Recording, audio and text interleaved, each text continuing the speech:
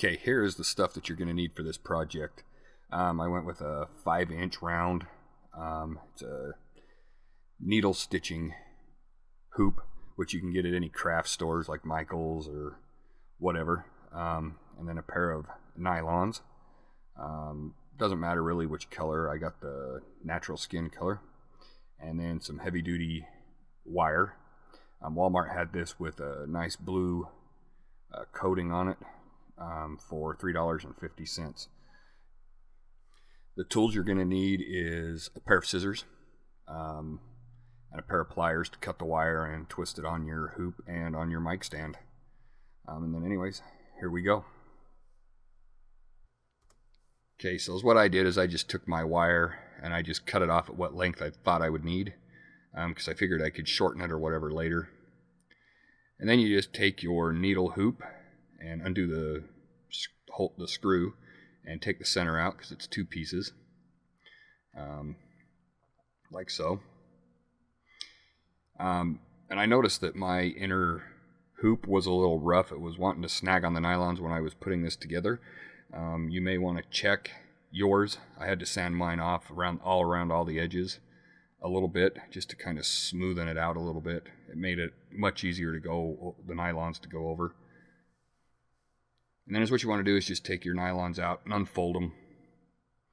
And then just take your scissors and cut one of the legs off up by the upper thigh, like so. Try and use some sharp scissors because this nylon is hard to cut. And then all you do is just stick your hand and arm in there best you can and stretch it out because it'll make it easier to go over the hoop.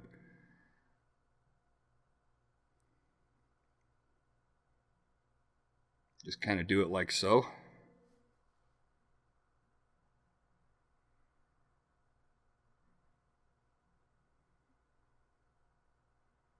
Go all the way to the bottom.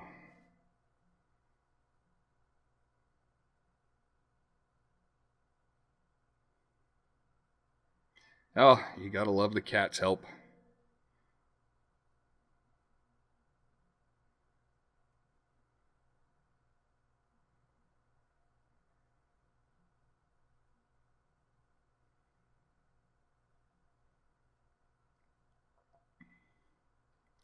And then I just took and rolled mine down pretty much all the way to the bottom.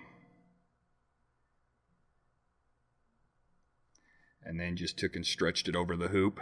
And you want to make sure that you get it tight, stretched over the whole hoop with no wrinkles or anything in it.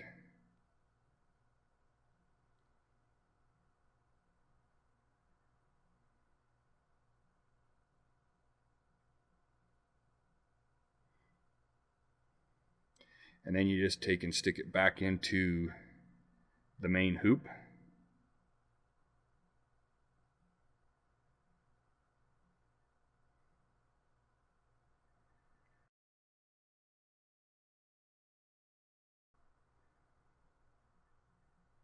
And then before you tighten anything down or anything, you'll want to pull the nylons through with the other hoop on and tighten it. Make sure there's no wrinkles or anything in your nylon.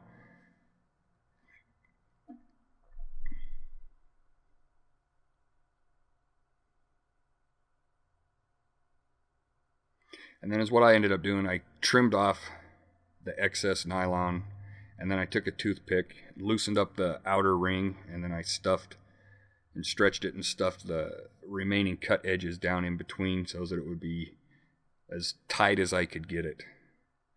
That worked pretty good. Then as you can see, here's the finished product. And then here's some before and after with the pop filter.